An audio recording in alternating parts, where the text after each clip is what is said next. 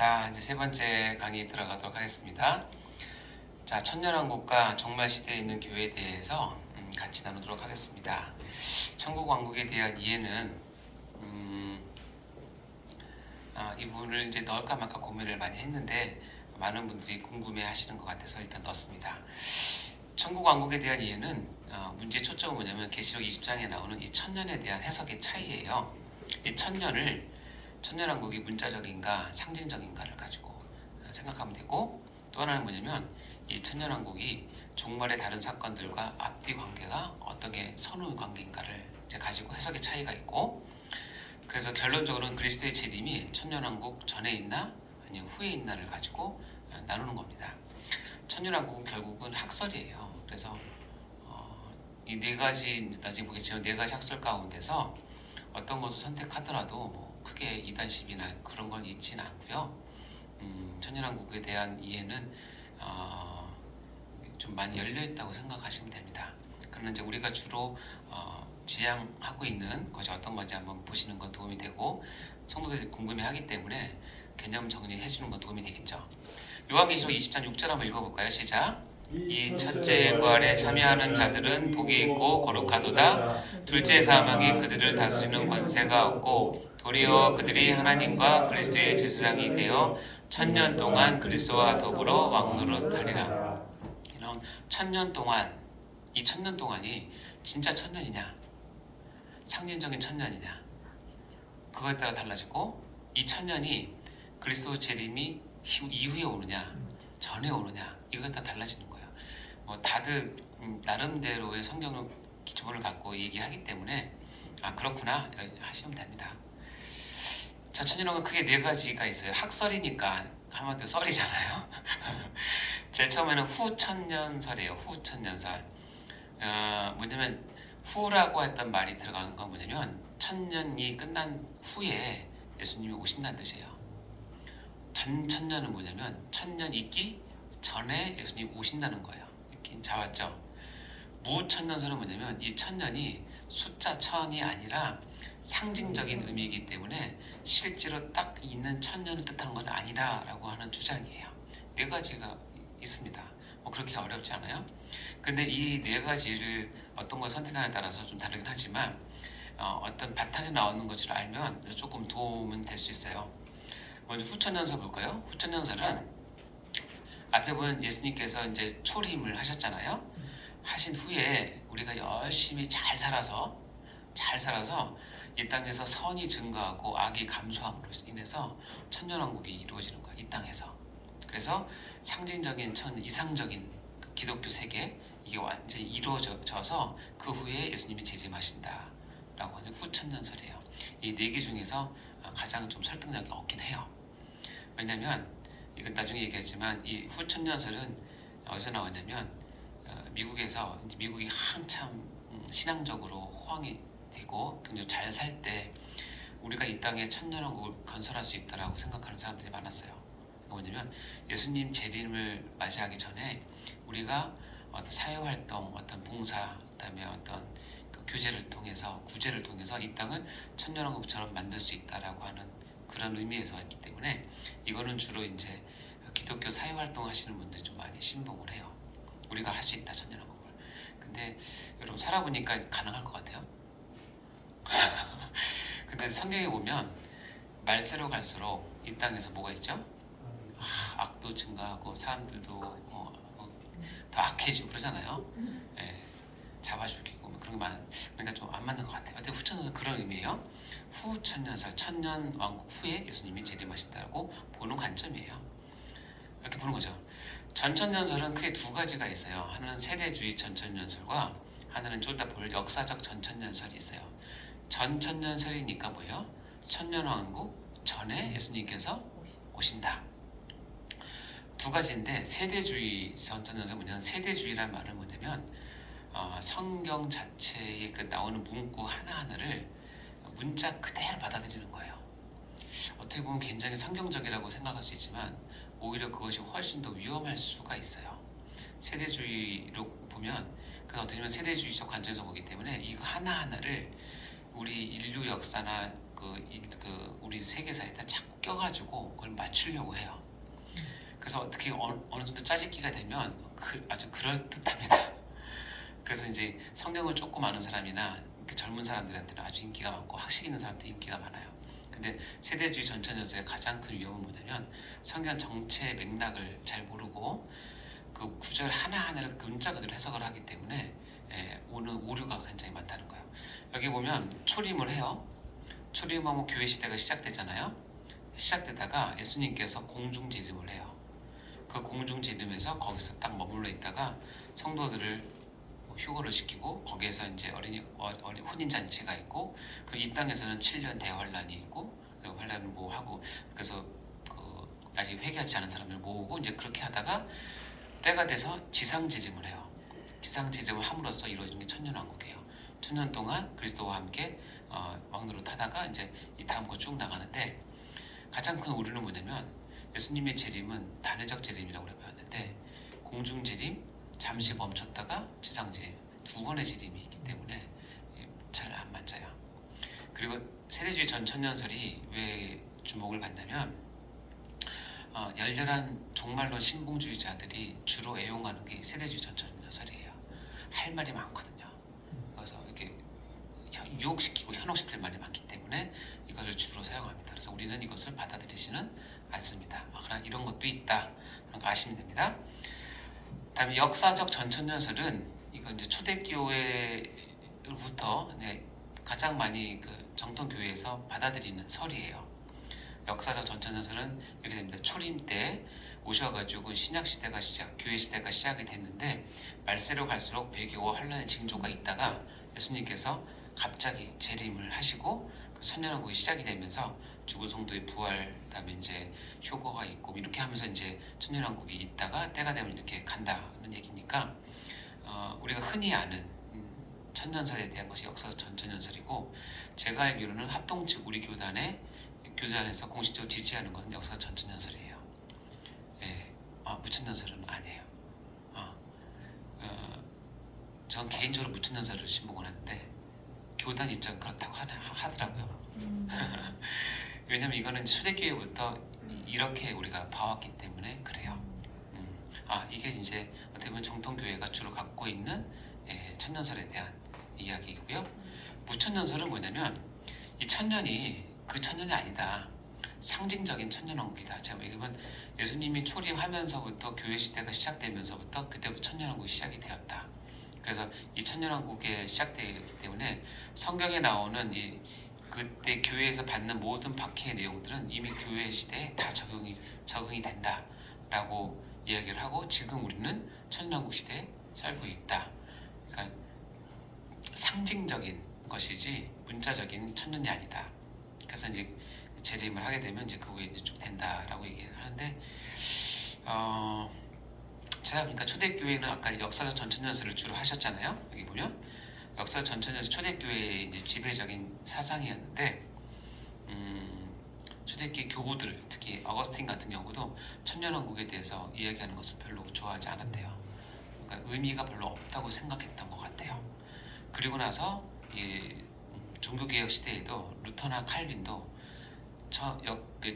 천년설에 대해서 이야기하는 것을 좋아하지 않는 이유가 뭐냐면 그리스도와 우리와의 만남이 천년이라고 하는 한정된 시간을 가두는 것은 하나님의 영광에 위배된다고 생각을 했기 때문에 얘기를 별로 하지 않았어요. 그러니까 실은 중요하지 않은 것 같아요. 제 생각에는. 그리고 우습게 말로 우리가 천국 갈 때 시험을 본다면 다른 부분 시험에 나올 수 있어요. 구속, 은혜 이런 건 나올 수 있지만 천년왕국에서 시험이 안 나와요. 이건 정답. 그러니까 근데 여러분 알고 계셔야 될 게 뭐냐면 많은 교인들은 궁금해하기 때문에 그래요. 그래서 역사적 전천년설은 그래서 이제 초대교회의 지배적인 사상이었고 그러나 이제 어거스틴이나 그 종교 개혁자들은 그렇게 천년설에 대해서 관심이 없었어요. 오히려 그들은 어떻게 관심이 있냐면 무천년설에 가까워요. 아까 얘기했던. 그러다 세대주의 전천년설은 뭐냐면 이 종말론을 좀 더 강력하게 신앙의 표현을 하고 싶은 사람들이 세대주의 전천년설의 영향을 많이 받게 되고요. 후반에 가서 이제 과학이 발달하고 인간이 뭔가 할 수 있다고 생각할 때 나온 것이 후천년설이에요. 그런 역사적 흐름이 있기 때문에 그렇습니다. 무천년설은 어떻게 보면 어거스틴이나 칼빈이나 루터나 뭐 저도 뭐 이쪽이 더 가깝다고 얘기를 합니다. 초림과 재림 사이의 기간을 의미하는 상징적인 의미다. 그래서 아까 읽었던 요한복음 20장 6절을 이렇게 해석을 하는 거죠. 무천년설인 경우에는 이 첫째 부활에 참여하는 자는 복이 있고 거룩하다. 이 첫째 부활은 뭐냐면 전천년설인 같은 경우는 어떻게 해요? 예수님께서 재림하심으로 부활하는 것을 얘기를 하는 거예요. 근데 무천년설은 뭐냐면 이 첫째 부활을 어떻게 해석하냐면 내가 영적으로 죽었다가 예수로 말미암아 중생했을 때 다시 살아나는 것, 그것을 첫째 부활로 보는 거예요. 그러니까 그 차이예요. 둘째 사망은 우리가 다 알죠? 우리가 중생한 사람은 둘째 사망이 없죠. 그 얘기합니다. 그래서 오히려 그들이 하나님과 그리스도의 제사장에 대해서 1000년 동안 그리스도와 더불어서 왕노릇하리다. 이 1000년 동안이 이제 실질적인 1000년이냐 아니면 상징적인 거냐. 여러분도 이제 간략하게 보시면서 한번 어떤 것이 옳은지 한번 생각을 해보시면 도움이 될 것 같아요. 자, 천년설에 대한 천년왕국에 대한 이야기는 됐고요. 이제 마지막으로 이제 5번째 종말 시대에 있는 교회, 이제 우리의 이야기를 좀 하도록 합시다. 그러면 이제 여러분이 종말 시대에 있는 교회를 섬기고 교회로서 살아갈 때 종말 시대에 있는 교회는 교회 역사를 보면 박해와 환란의 시기입니다. 아까도 얘기했지만 이게 천년이 무천년인지 전천년인지 그게 중요한 게 아니라 성경에는 교회 시대는 곧 박해와 환란의 시대로 규정을 하고 있어요. 오히려 편한 시기보다는 박해와 환란을 받는 시기가 훨씬 더 많죠. 그것을 대표적으로 표시한 게 계시록의 7교회이고요. 주님께서 우리에게 원하시는 교회의 모습을 보도록 할게요. 교회 기독교 역사상 가장 큰 박해로 여겨지는 것이 이제 11대 로마 황제인 도미티안 박해 때 가장 큰 박해를 얻었다고 합니다. 네로의 박해도 있었는데 네로 박해가 이제 어떻게 보면 가장 최초의 심한 박해였는데 네로 박해는 로마시와 로마 근방에 있는 정도에서의 박해가 있었고, 근데 도미티안 박해는 뭐냐면 로마 지경 모든 제국에서 있었던 폭넓은 박해예요.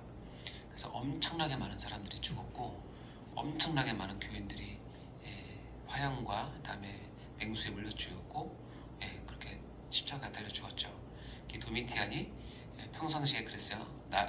자기 자신을 뭐라고 부르라고 그랬나요? 나의 주 나의 하나님을 부르라 그랬어요.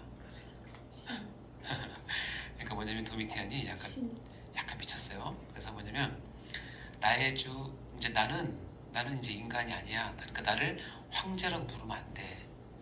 너희는 나를 부를 때 나의 주 나의 하나님을 불러야 된다고 얘기를 했어요. 근데 나의 주 나의 하나님을 다른 사람들은 편하게 부를 수 있어요. 근데 못 부르는 딱 유일한 그룹이 있어요. 이 단어를 못 쓰는 그룹이 누구냐면 기독교인이에요. 기독교인은 나의 주 나의 하나님은 한 분이에요. 그러니까 이 명칭 싸움이거든요. 그래서 아주 그냥 도미티안이 열받았죠. 그래서 엄청나게 많은 박해, 상상을 초월하는 박해를 했고 거의 교회가 진멸되는 줄 알았어요. 그리고 실제로 도미티안이 그렇게 얘기했대요. 내가 살아생전에 이 땅에서 교회를 진멸시키겠다라고 호언장담을 했어요. 의도적으로 한 거죠. 그래서 많은 사람들이 카타콤에 숨어들어서 여기서 카타콤 얘기는 잘 아시죠? 그 어둠 가운데서 평생을 살았습니다. 신앙 하나 때문에.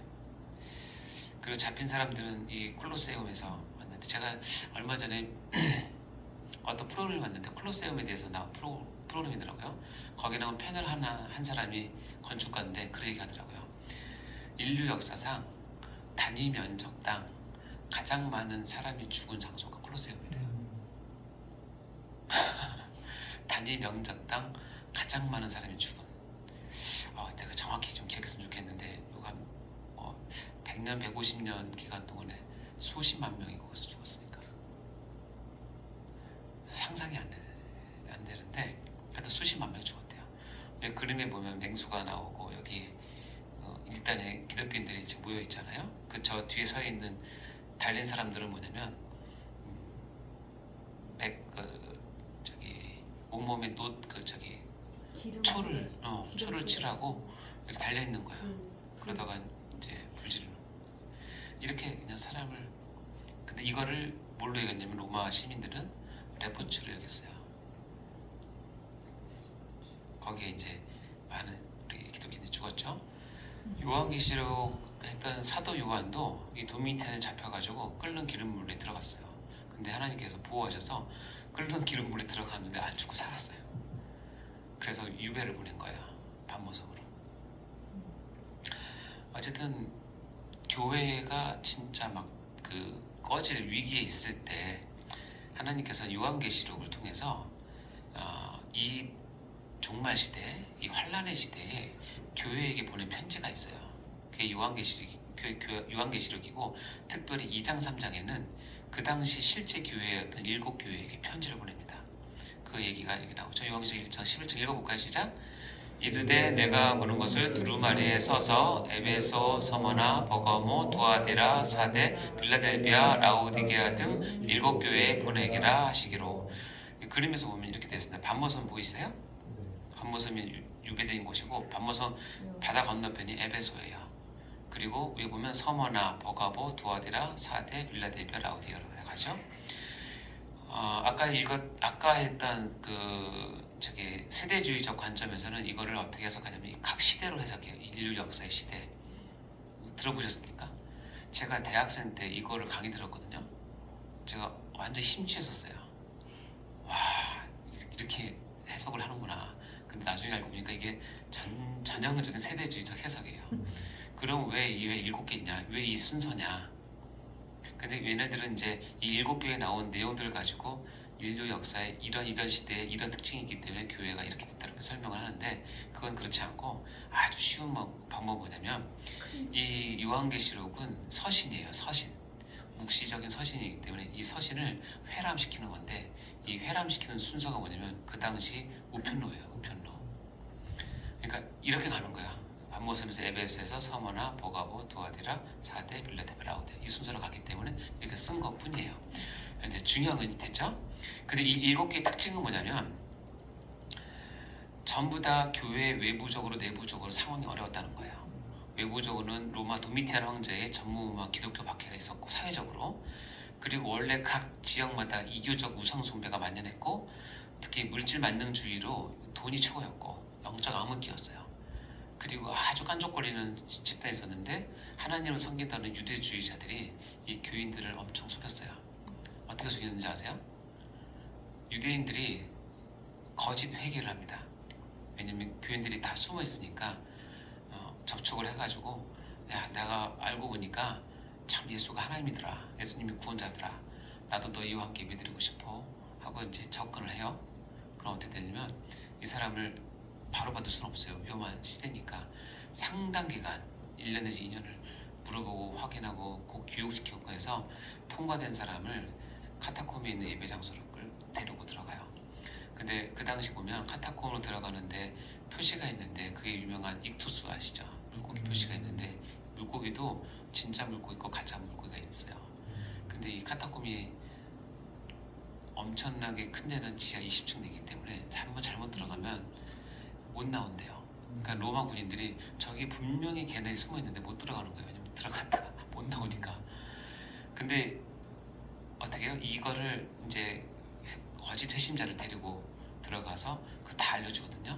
요즘 말로 하면 비밀번호 다 알려줬는데 얘가 이제 거기 들어가서 위치를 정확히 안 다음에 바로 가서 로마 군인한테 고자질을 하는 거죠.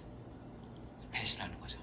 그러면 로마 군인들은 그렇게 해서 들어가서 거기 교회들을 싹 잡아오면 승진하게 되고, 이 과정이 교회 외부 상황이에요. 엄청나게 박해 가운데 있었죠. 그리고 교회 내부는 뭐냐면 교회 내 이단들이 나오기 시작했고 불신앙에 성행했어요. 그래서 요한계시록에 보면 자칭 사도, 자칭 유대인, 발람에게 니골라 당의 교훈, 자칭 선지자, 자칭 신자, 자칭 부사들이 이렇게 표현이 되어 있어요. 자, 이런 상황 가운데 있는 7교회에 예수님께서 다 편지를 보냈는데 재밌는 거 뭐냐면 읽어보셨어요? 2장 3장 각 교회마다 나 예수는 누구라고 계시를 먼저 하고, 일단은 너희가 잘한 점을 얘기하세요. 일단 너희가 잘못한 점을 얘기하세요. 잘한 점은 칭찬하고 잘못한 것은 회개하러 촉구하세요. 그리고 이것을 이기는 자는 어떤 상을 줄 거라는 것으로 이 패턴으로 항상 편지를 쓰세요. 그래서 이걸 무엇을 알 수 있냐면 고린도후서 5장 10절에 보면 이는 우리가 다 반드시 그리스도의 심판대 앞에 나타나게 되어 각각 선악간에 그의 몸을 행한 것을 따라 받으라. 그러니까 하나님 주님은 우리가 행한 것을 따라 심판하시는 분이세요. 일곱 교회 동일하게 이렇게 합니다. 그래서 표로 정리하면 이렇게 됐습니다. 에베소 교회의 내용을 보면 칭찬도 있고 책망도 있는 교회예요. 서머나 교회는 칭찬만 있는 교회예요. 버가모 교회는 칭찬과 책망이 같이 있어요. 두아디라는 칭찬과 책망이 같이 있고 사대 교회는 책망만 있어요. 빌라델비아 교회는 칭찬만 있고 라오디아 교회는 책망만 있어요. 자, 이렇게 보면 하나님께서는 자기의 몸된 교회를 바라볼 때 칭찬도 보시죠. 뭐도 보여? 책망도 보세요. 어디는 칭찬만 있는 교회도 있을 수 있어요. 어디는 책망만 있는 교회도 있을 수 있어요. 그럼 책망만 있는 교회는 하나님이 없어버리시나요? 그렇지 않아요. 기회를 주세요. 회개할 기회를 주세요. 자, 이것을 보면 우리는 다 어디에 초점이 맞춰지냐면 내가 어떻게 하면 칭찬을 받는 교회가 될 수 있을까? 어떻게 하면 책망을 받지 않을까를 염두에 두고 보게 됩니다. 그래서 따르고 싶은 교회는 서머나 교회와 빌라델비아 교회예요. 칭찬만 있으니까 좋아요. 그거는 좋은 적응이라고 생각해요. 그런데 그거보다 더 중요한 게 뭔지 아세요? 7교회 가운데 한 번도 빠지지 않고 7번 다 나오는 표현이 있어요. 그게 핵심이에요. 말세에 환난과 고통 가운데 지금 우리도 마찬가지입니다.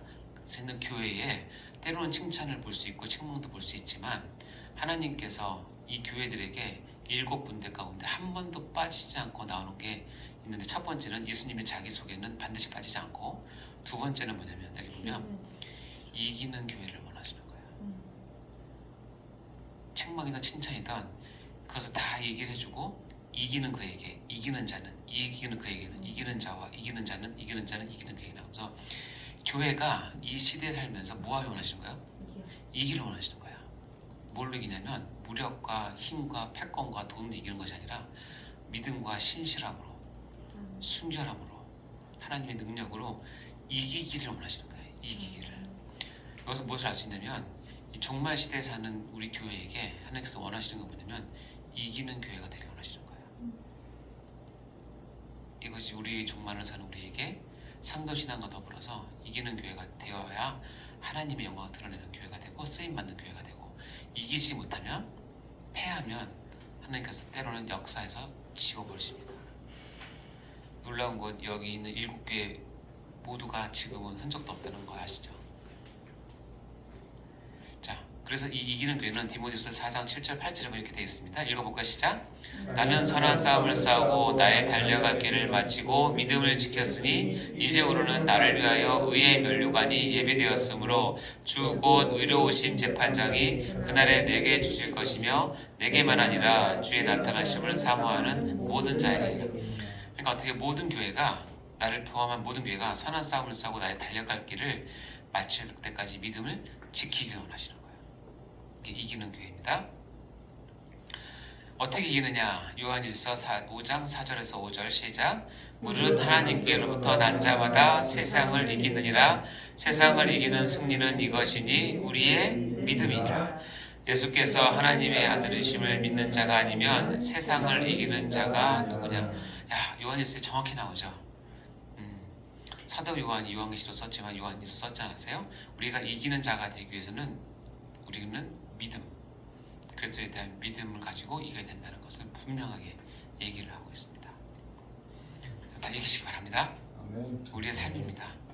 요한계시록 21장 7절은 이렇게 되어 있습니다. 이기는 자에게 준 마지막 최종적인 상급인데 읽어볼까요? 시작. 이기는 자는 이것들을 상속으로 받으리라. 나는 그의 하나님이 되고 그는 내 아들이 되리라. 이기는 자는 이것들을 상속자가 된다는 거예요. 나는 그의 하나님이 되고 그는 내 아들이 되리라. 우리 복음의 구원의 핵심이죠. 그걸 누구에게 주냐면 이기는 자에게. 이기는 자가 받는 것이고 이기는 자에게 주어지는 복입니다. 종말 시대에 사는 우리 교회에게 하나님께서 이기는 교회 되기를 원하신다는 말씀입니다. 주님 다시 오실 때까지 찬양 다 아시죠? 제가 이 찬양 처음 접했을 때 거의 매일 거의 매일 그 힘들 때마다 거의 매일 주님 다시 오실 때까지 나는 이 길을 가리라. 같이 가시죠. 좁은 문 좁은 길 나의 십자가 가지고. 근데 제가 가장 은혜 받았던 항목 가사가 이거예요. 나의 가는 이 길 끝에 나는 주님을 보리라. 갑자기 이 가사를 부르면서 그 생각을 했어요. 내가 이 길을 정말 주님 믿고 막 가고 있어서 끝까지 갔어요. 딱 끝까지 가서 나는 주님이 나를 맞이할 줄 알고 딱 갔는데 예수님이 아니라 불꽃이 있어, 불꽃. 부처가 나를 맞이하고 불꽃. 마법의 신 나를 맞이하고 뭔가 잡신들이 나를 맞이하면 와, 그때 황망함을 아시겠습니까? 그럼 거꾸로 물어볼까요? 여러분은 이 길을 가시는데 이 길 끝에 예수님이 나를 맞이할 거라는 확신이 있어요? 정말 있습니까? 제 앞에서 그렇게 말씀하지 마시고 정말로 있으시다면 좁은 문 좁은 길 나의 십자가로 가셔야 돼요. 그 확신이 없으면 안 가셔도 되는데 저는 이 세 번째 가사를 할 때마다 늘 생각합니다. 정말 그분이 계시나? 합리적인 의심을 해봐요. 근데 합리적인 의심을 해보는데 결론은 하나예요. 예수 외에는 나온 분이 없다. 그래서 저는 이 찬양을 너무나 좋아하고 감사합니다. 그래서 내가 교리를 마칠 때 항상 부르는 찬양인데 반주가 없어서 할 수 있을 것 같아요. 해보실래요?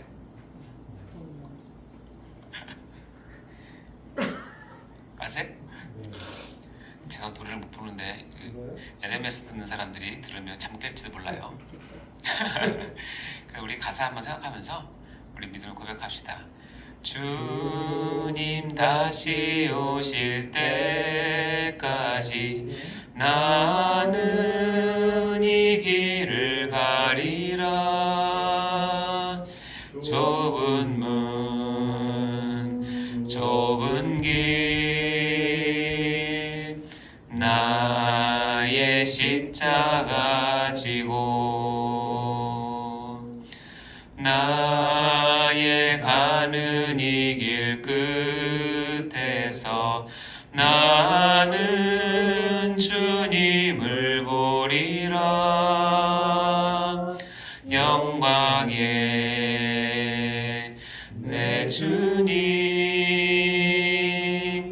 나를 맞아주시리. 주님 다시 오실 때까지 나는 일어나 달려가리라. 주의 영광 온 땅 덮을 때 나는 일어나 노래하리. 내 사모하는 주님 온 세상 구주시라.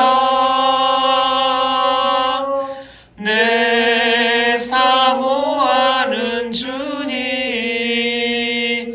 영광의 왕이시라. 아멘. 저와 여러분의 고백이 되었으면 좋겠습니다. 아멘. 주님 다시 오실 때까지 같이 갑시다. 아멘. 저 혼자 가지 마세요. 저랑 같이 제가 혹시 떨어지면 저 이끌어 가주세요. 자, 강의를 마무리하도록 하겠습니다. 우리가 7개 주제로 3학기 동안 실은 배웠거든요. 이번 학기는 구원론, 교회론, 종말론을 배웠는데 다음 학기는 다시 서론부터 시작을 합니다. 여유 되시는 분은 또 들으시면 좋을 것 같고 각각은 지금 시간상 생략하도록 하고요. 성경과 교류의 관계를 좀 우리가 아셔야 되는데 봐요. 성경은 역사와 교류로 구성되어 있다라고 메이천 교수가 얘기했습니다. 즉 예수가 죽었다는 것은 역사이지만 예수가 우리를 위해 죽었다라고 의미를 찾는 것은 교리예요.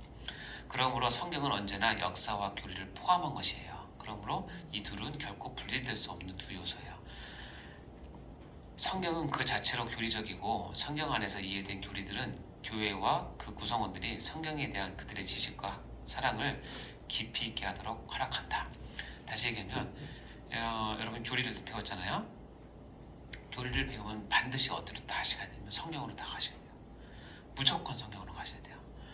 가장 무서운 사람이 뭐냐면 내가 교리를 배웠기 때문에 내가 이 교리가 나의 체계가 있기 때문에 이 체계를 갖고 성경을 좌지우지하시면 절대 안 됩니다.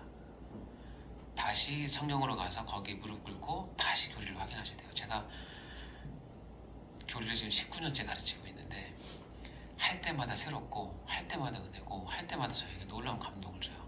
옛날보다 훨씬 더 많은 감동을 줍니다. 성경은 무궁무진하고 진리잖아요.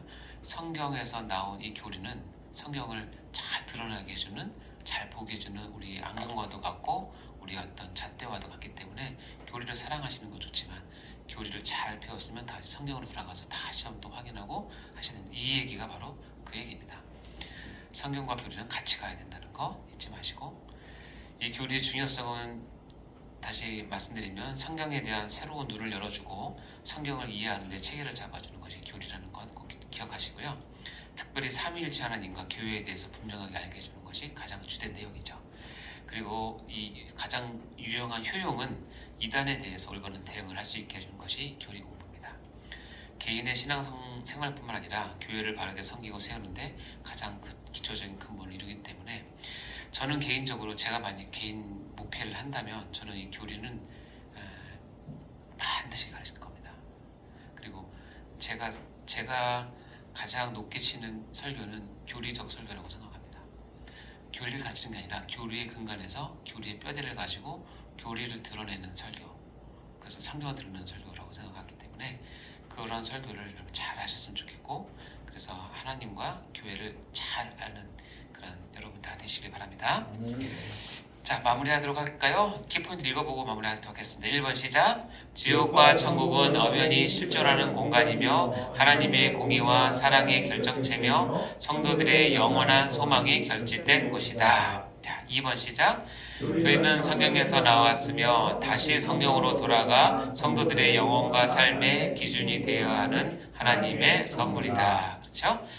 3번 시작. 건강한 교회 세우기 3 강의를 수강한 어른들은 주님 다시 오실 때까지 생명의 길, 좁은 길, 사명의 길을 걸어가는데 자신의 삶을 드려야 한다. 아멘. 네, 한 학기 수고 많이 하셨고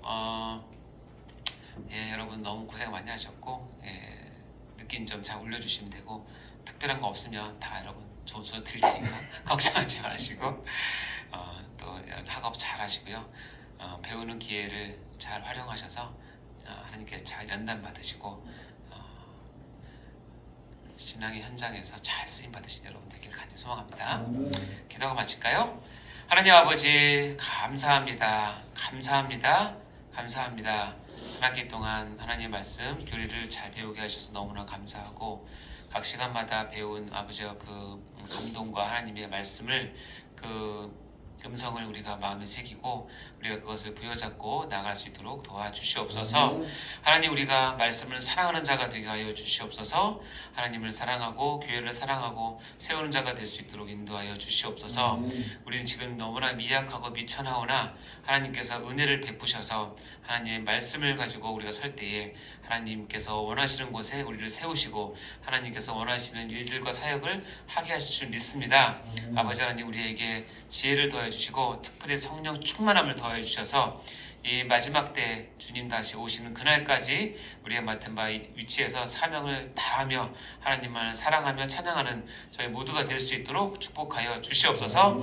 이 길에서 한 사람도 어긋남이 없도록 주님께서 은혜 베풀어 주시고 낙오되거나 뒤처지거나 아버지 침륜에 빠지지 아니하도록 주님께서 보호하여 주시옵소서. 아버지 하나님, 저에게 주신 이 귀한 은혜와 사명을 붙잡고 하나님 앞에 설 때까지 같이 동역자로 가길 원하오니 사랑하는 우리 원원들 한 사람 한 사람을 붙들어 주셔서 앞길을 축복하여 주시고 하나님의 나라를 위해서 다 쓰임받고 하늘의 해처럼 밤의 달처럼 아버지 하나님께서 귀하게 어느 곳이든지 사용할 수 있는 저희 모두가 될 수 있도록 축복하여 주옵소서.